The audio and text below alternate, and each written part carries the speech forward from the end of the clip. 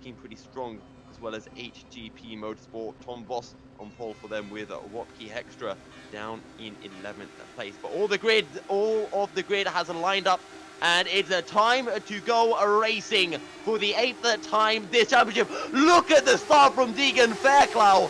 That was absolutely insane, and he takes the lead heading into turn 1. It's been a bad start from one of the team grid line boys, and that is going to be Daniel Harlock gaining a position as well as a Gabriel Solomon. There's contact down the order, but it's a Deagen Fairclough who leads from Tom Voss and Liam Ront. Daniel Harlock in a 4th, and Daniel Harlock's already on the back of Liam Ront as we make our way down the hill. Thomas Harvey in a 6th for Team Grid Line with Sam Holt for Nova Sim Racing down in 7th. And take a look at Daniel Harlock. He's having a look down into 6th, but he's not going to be able to make it work. And David, that's been a fantastic start from the Santon Motorsports driver. Boy, it's been a great start for him.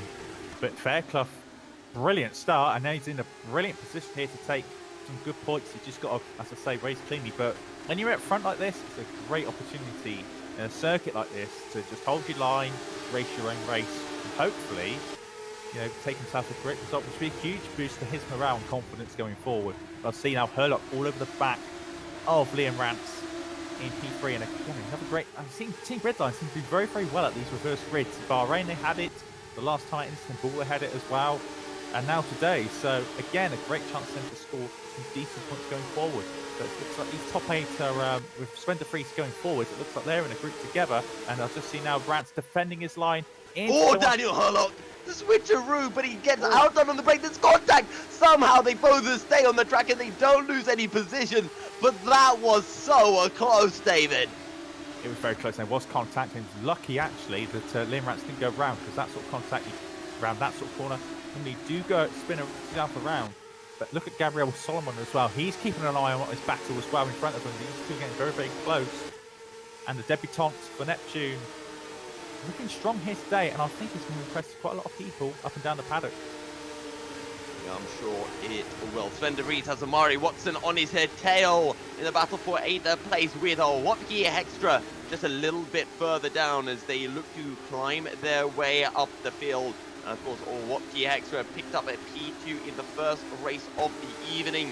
But Daniel Herlock is not done with Liam Morant just yet, as Deagen Fairclough and Tom Voss start to stretch their lead at the front of the pack. Roberto Picataro lost his front wing at the very start. He's in the pit lane, so he's just going out of the pits now, but his race has been ruined straight away there. But Fairclough, look at that, up the road already, 8.5 tenths of the road from Tom Voss. And Rance in P3 still holding that position now, as Daniel Herlock's now lost the position here to Solomon. Oh, contact at back of the field. Who is that? I just hear some big back of the field. That is Rob Ruser.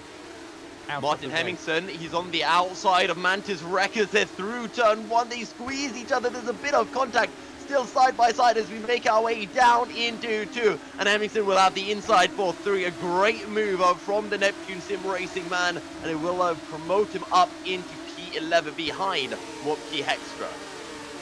Yeah, Hextra's now going to be in got a buffer there, but Hemmingson P11 leading the train of cars behind him as well. Wreckers, Fernandez and Danny Robbins as well, all in the line of cars.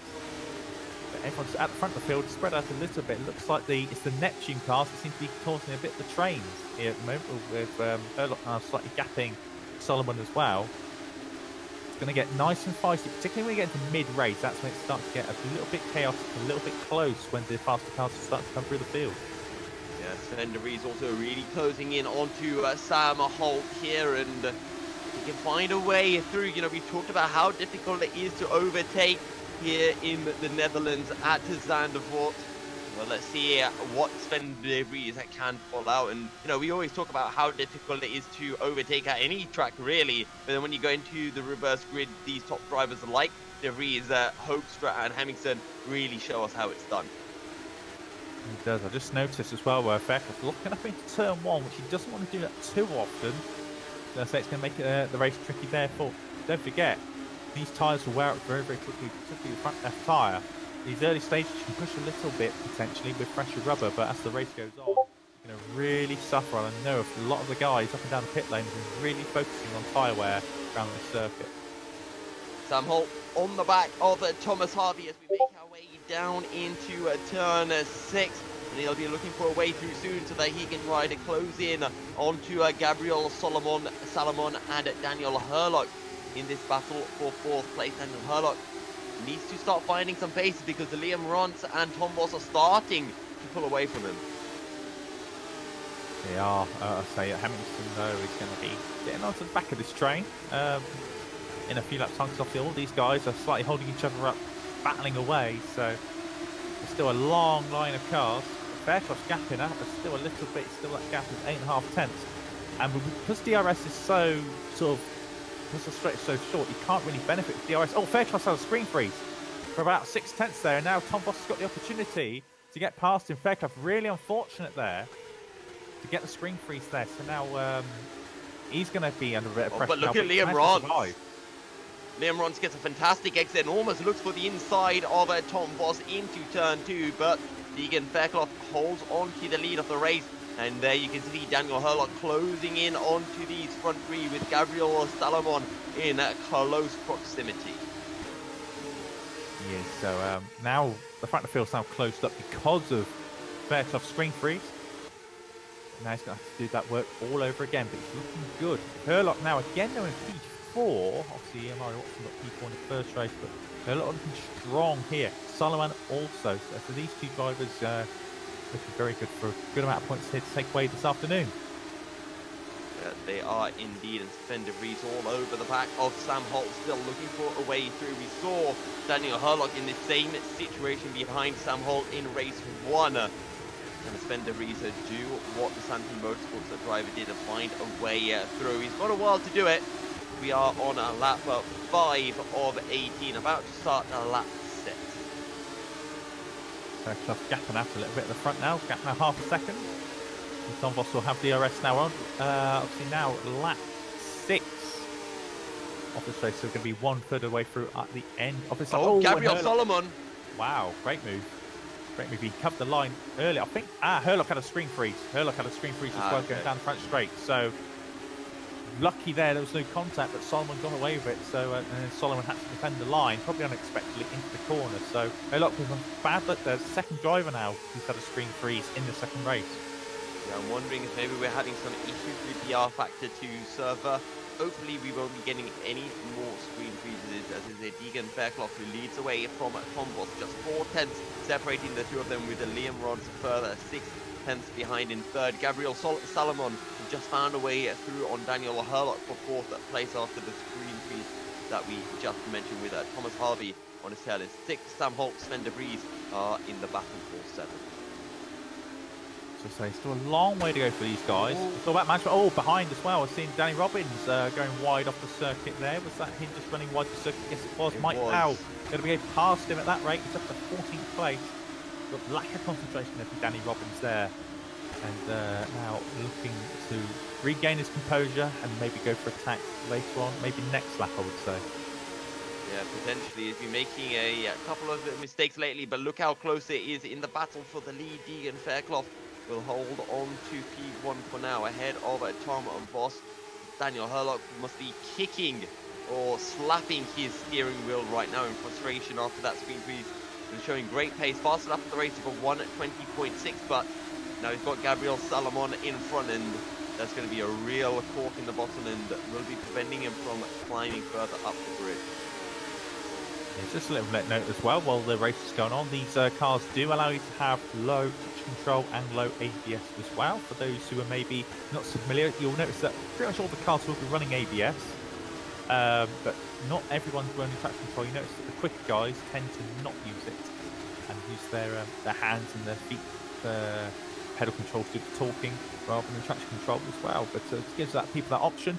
Might actually see some benefits running with or without as the race goes on, actually, particularly with the traction control. Letting the car do the work and not the aid. Yes, potentially so. But I'm just taking a look at Sven de Vries. He's still stuck behind Sam Holt. And, I mean, you kind of mentioned it is a long championship, and currently Sven de Vries is ahead of Wapke, Hoekstra, and Martin Hemmingsen. He doesn't need to do any more than that, so he can just be content to hold on to this 8th place position for now. So the front three still gapping out a little bit at the front. Fairclough now doing a good job of defending, and we're approaching halfway distance of this race. Liam Rance still doing a nice job, but Solomon's closing the gap. I feel, he's 6 tenths behind Liam Rance now. The problem is when you get to this section of track, as we're leading to now, particularly these sections of right-handers, dirty edge does take a big effect. As you see, if you go on board with Tom Voss now, for example, going through this right-hander here, you'll see the car wash out. There we go, just wash out a little bit and loses ground to Fairclough going into this right-hand hairpin as well. But Rance is closing in as well at the rate of knots.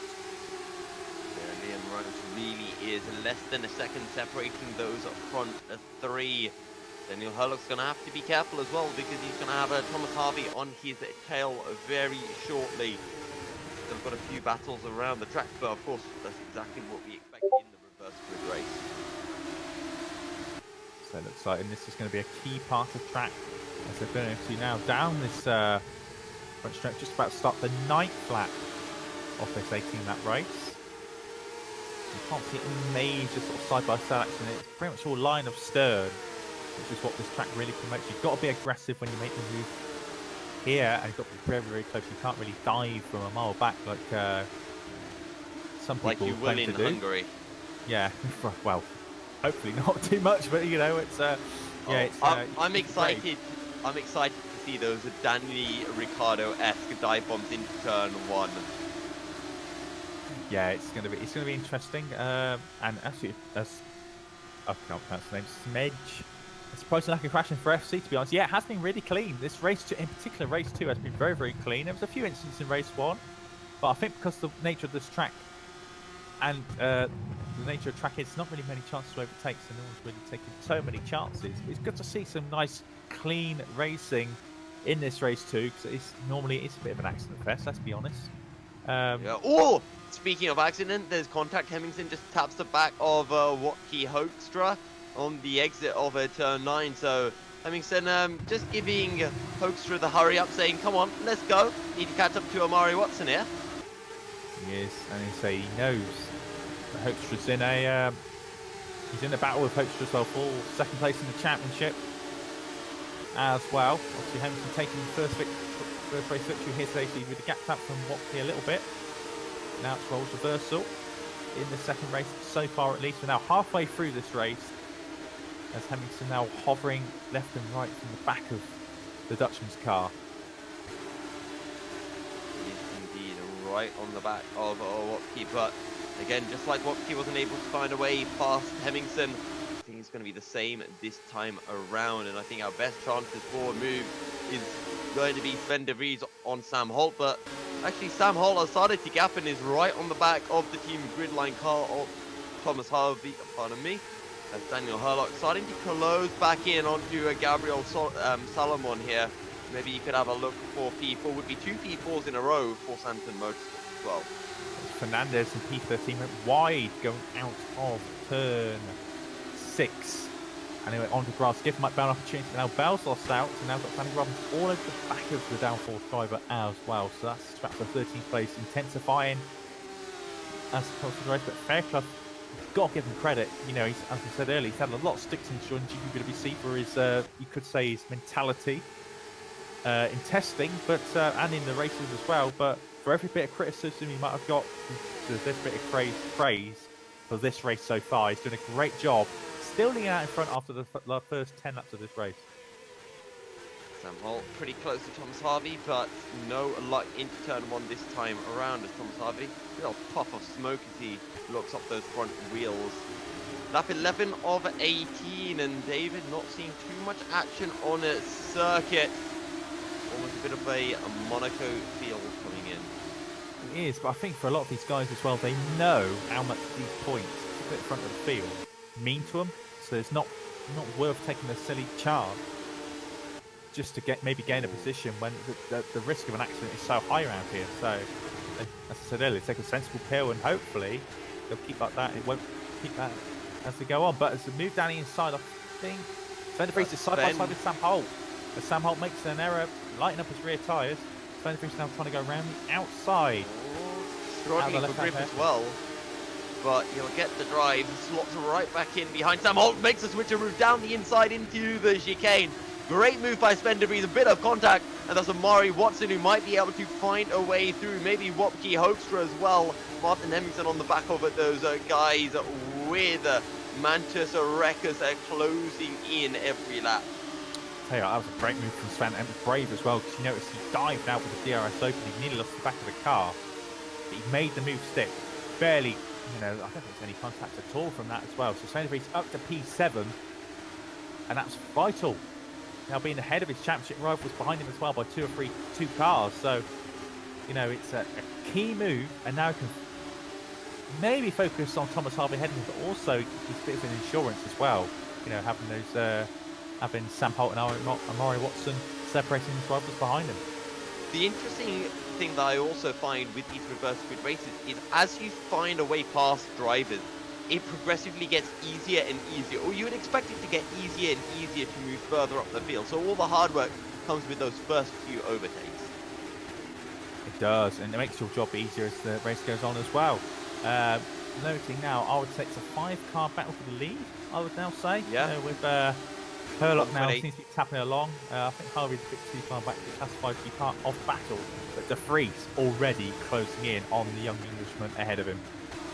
Yeah, he really is, and maybe he could have a go next time around, but we saw how much Sam Holt was closing in onto Thomas Harvey, at least until Sven de Vries had dived it down the inside into turn 10. And Sven de Vries, once he finds a way past Thomas Harvey, he's then got the Santon Motorsports of Daniel Herlock in front.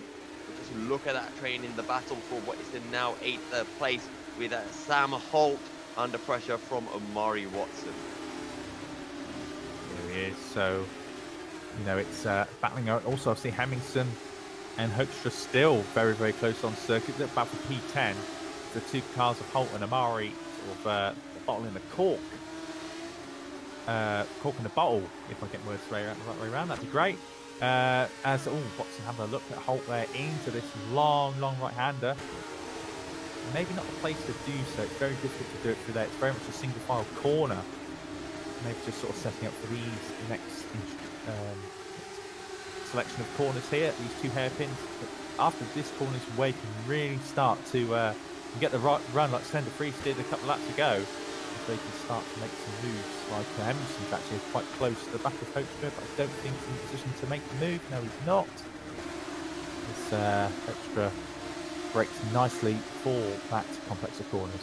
Look how close Sven de Vries is to the back of Sam Holt as we make our way through turns 12 and 13 to begin lap 14 of 18. Only 5 laps remaining. Sven de Vries looking for P6 on the back of the team gridline car. How defensive will Thomas Harvey go? Oh, not quite, and down the inside goes de Vries. That is a lunge and a half, but Thomas Harvey will be able to find the cutback in de Vries. He's not wasting any time here at all.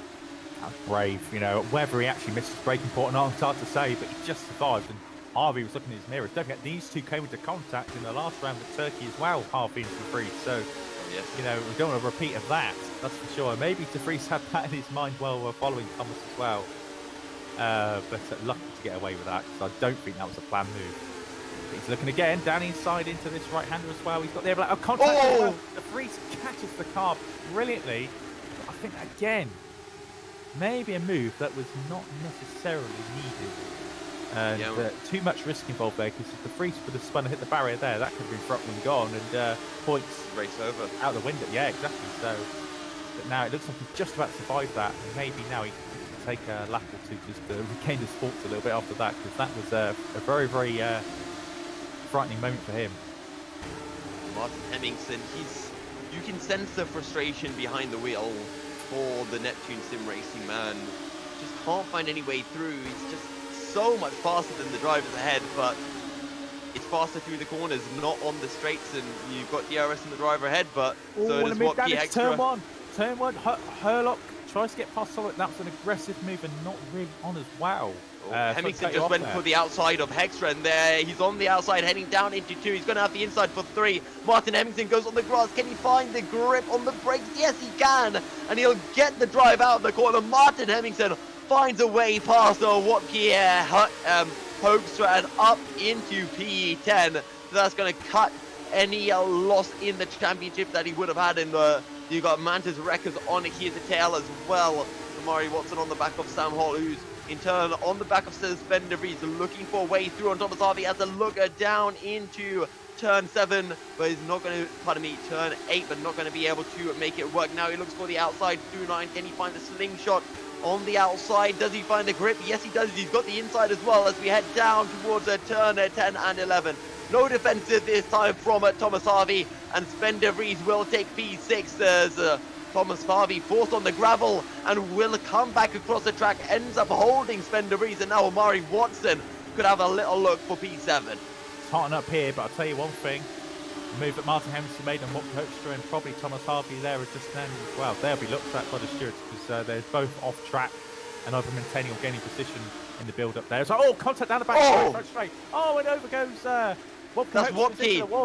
But look at Martin Hemingson. He's on the outside right now of Sam Hull. Got to stick with the racing side by side into 2. Martin Hemingson not wasting any time, and exactly in the same way that you look for Wopke Extra. He goes for the inside, picks up the move Sam Hull. Sam Hull goes wide, loses the back end. And that's going to be Mantis Wreckers alongside as we make our way down the hill now through the valley, and is side by side between the Nova Sim Racing man and the Team Rookie Monsters. And is a Team Rookie Monsters on the outside not going to be able to find the way through, or as he has actually picked up the move. Great stuff by Mantis Wreckers up into the top 10.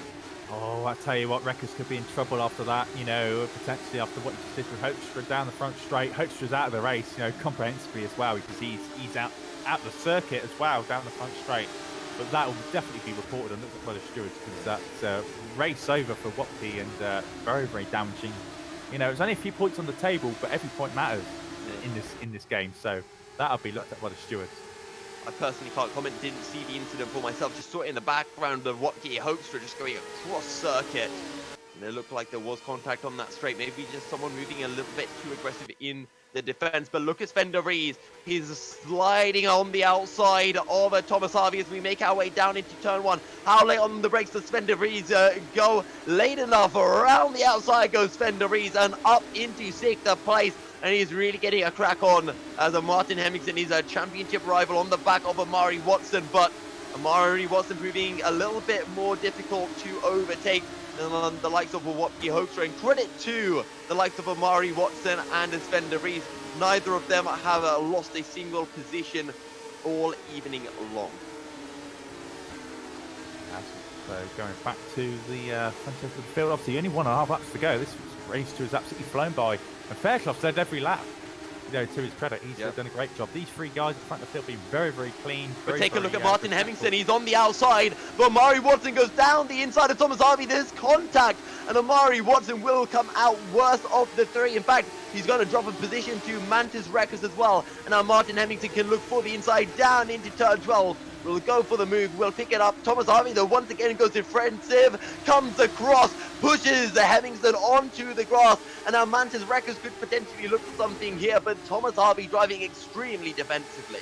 Yeah, a bit over the top there as well, I think, moving across the Hemingson down that little straight there. Let's go across the line for the penultimate time. You know, 1 lap to go now, and looks like Hemingson. It's 3 abreast practically. Yeah, Wreckers as well getting involved as they go into turn 1. It's going to be contact. There's contact. There we go. And he comes across Wreckers as well. Who else has been involved in that? That looks like it might be... I'm not sure who got tangled up there, but it does promote Amari Watson back up into 8th place.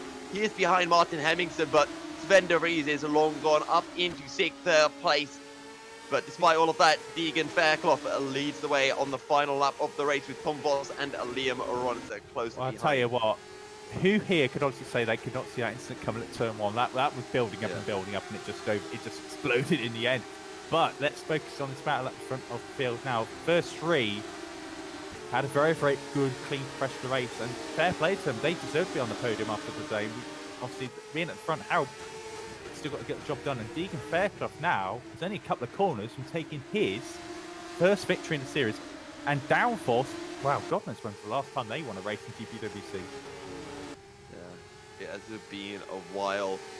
Although we say that, Sven de Vries is having a look at Daniel Hurlock, almost goes down the inside into the penultimate corner, won't be able to make it work. Deagen Fairclough will take his first win of the season ahead of Tom Voss and Liam Rance completing the podium. Sven de Vries on the back of Daniel Hurlock as Gabriel Salomon takes a fourth. Hurlock picks up fifth ahead of Sven de Vries. Martin Hemmingsen takes the good P7 ahead of Amari Watson. They got tangled up there with Thomas Harvey, who I think just cut him up slightly into turn 9. Danny Robbins takes P9 after starting from P16. Sam Holt takes P10 ahead of Mike Bell. Ilias Fernandez. Mantis Records takes 13th with Thomas Harvey and Luca Flask picking up the final point for 8-6 E-Race.